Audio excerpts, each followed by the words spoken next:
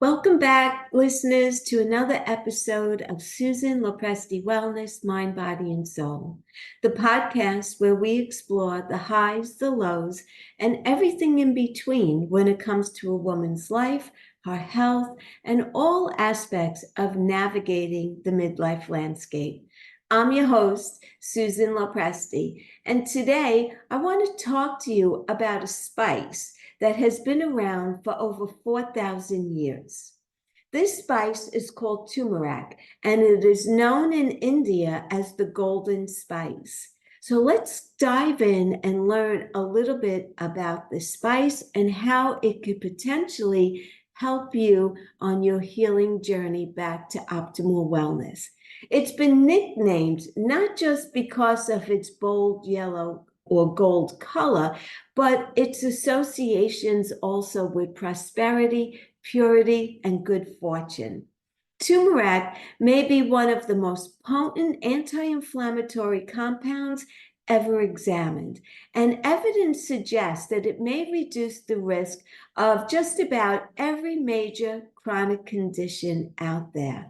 As a result, turmeric has achieved virtual superfood status in the industrialized world, bottled into a variety of supplements.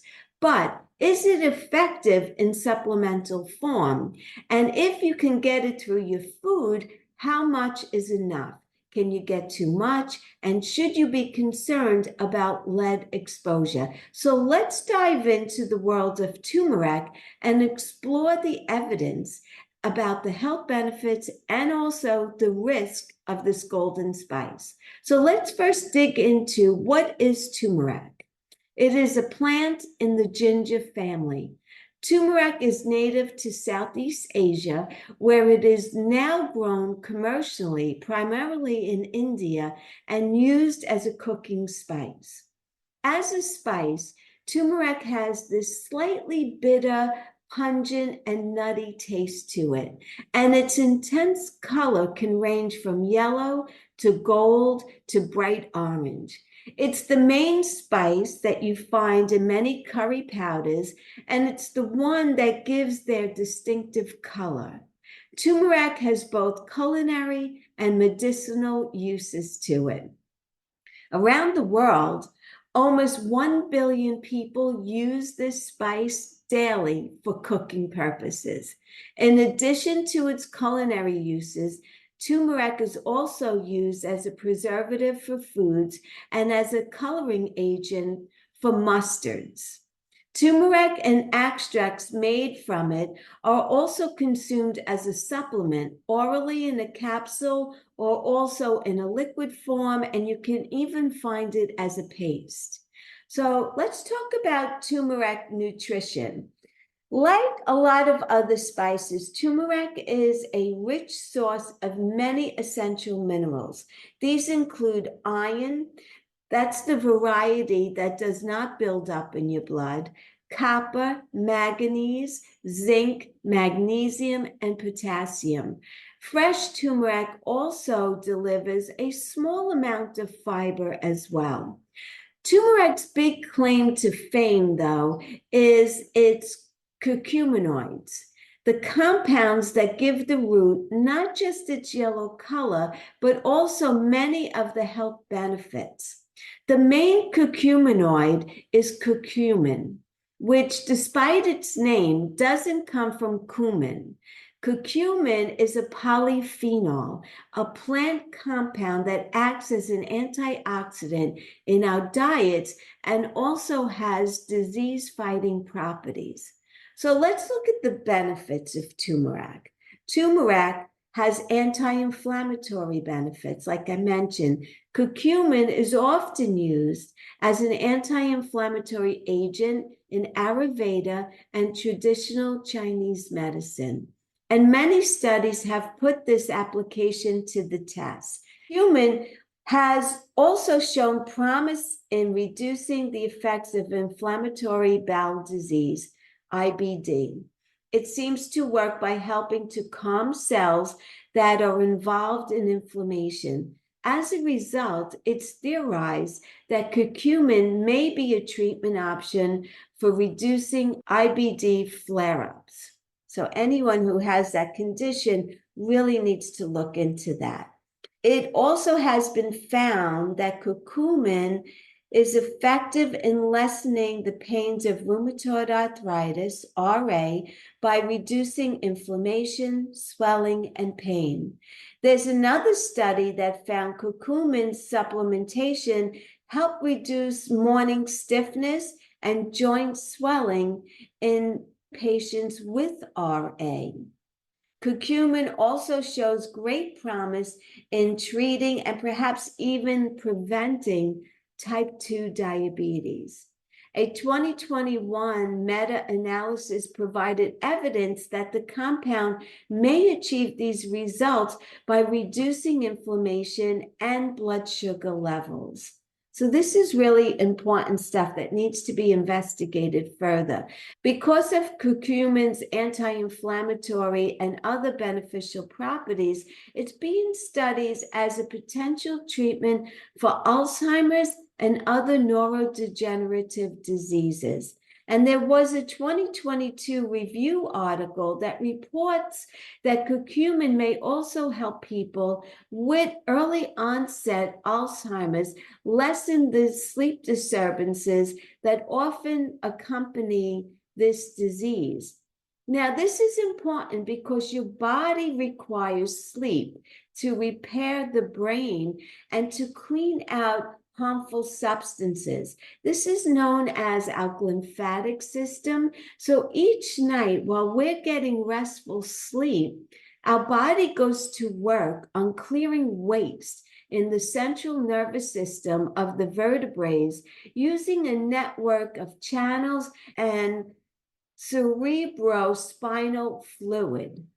So think of it like using a hose to clean off your car or clean the front of your house and the entryway of your home. It's a way of washing out whatever is not needed in your brain. If you're not getting good sleep, then this action of the lymphatic system will not go to work. It's a way of washing out whatever is not needed in your brain. And when you're not getting good sleep, the lymphatic system is not going to turn on to wash out these waste matters that are in your brain. And so it's really important, and it becomes a vicious cycle. If you're not getting good sleep, you're not washing out these toxins that are sitting in your brain, which ultimately can contribute to Alzheimer's. So you need to address your sleeping habits and get those in place so that your lymphatic system can turn on and clean out all of these toxins that are sitting in your brain. And then research has also shown that curcumin can help prevent the initiation of cancer and also slow the development once that's occurred. So how does it do this? Researchers believe that its anti-cancer mechanisms include inhibiting cellular growth, reducing the invasion and the migration capabilities of cancer cells, and reducing, again, inflammation and favorably altering the intestinal microbiome. Based on studies of which molecules curcumin targets in cancer cells, it may be that curcumin could be particularly effective in combating prostate cancer, colorectal cancer, and also head and neck squamous cell cancer. And according to several other studies, they suggest that adding curcumin to chemotherapy treatment regimens enhances the effectiveness of both chemotherapy and radiotherapy. This combination may extend the survival time of patients, boost the levels of proteins, and prevents the spread of cancer tumors and alleviate adverse effects. Another study found that curcumin and turmeric may help lower LDL cholesterol levels. LDL is the bad cholesterol, I always remember it by saying LDL is the lousy cholesterol. It also lowers triglycerides in the blood, and it seems particularly effective in reducing cholesterol levels in people who have metabolic syndrome. So a cluster of conditions that increase the risk of heart disease. While much research has focused on curcumin, some studies also suggest that whole turmeric may be even more effective of lowering cholesterol than supplemental curcumin alone. And there are several conditions that increase the risk of cardiovascular disease. And these conditions all share several underlying factors: oxidative stress, impaired mitochondrial function, metabolic irregularities, such as changes in lipid levels and glucose processing, as well as inflammatory responses. So curcumin demonstrates a wide range of effects that target these particular factors, suggesting that it could reduce the risk of heart disease in some of the most vulnerable populations, including the elderly, as well as those who are obese or have type 2 diabetes. Human bodies aren't great at absorbing curcumin from either food or supplemental form, so you may want to make it more bioavailable by adding black pepper to turmeric. So when you cook with turmeric, if you add black pepper, it helps the body to absorb. It actually helps to draw it in. That's what the black pepper does. Another way to increase bioavailability is to eat it with a healthy fat. So curcumin with a healthy fat. That fat helps to transport it into your body and go to work on doing the things that it does to help with all of the benefits. There are potential risks for curcumin as well. So you want to make sure that you are not getting curcumin that is contaminated with lead, right? There are many factors involved with that. So you want to be sure that you are getting a organic and lead-free product. And my best advice to you is if you do decide to add this spice into your diet, that you do your own research. And you may want to talk to your healthcare provider, especially if you are on any other kind of prescription medication, to be sure that one doesn't interact adversely with the other. And hopefully your healthcare provider is one who is progressive enough to even toy with the idea of alternative healing as well. So with that in mind, I just want to thank you so much for listening. If you think this episode could benefit anyone that you know or love, kindly share it out with them.